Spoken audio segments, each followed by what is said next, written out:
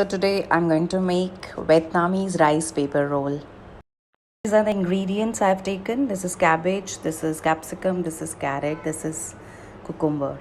You can add as many veggies you want. I didn't have lettuce, so I've taken the cabbage. Then I've taken this rice paper from Real Thai. There's an oregano. You have to use black pepper and normal salt. I'll tell you the recipe.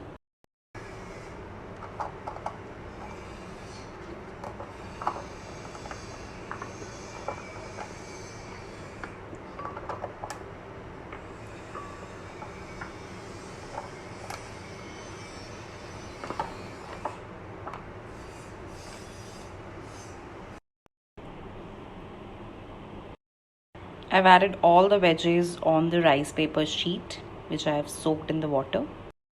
Adding some salt on this, some oregano,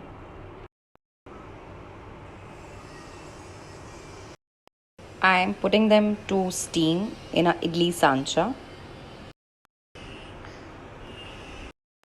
Remember, when you are steaming in a pressure cooker, remove the vessel from the cooker. I'll be steaming these for about 10 minutes. Now they are ready to serve.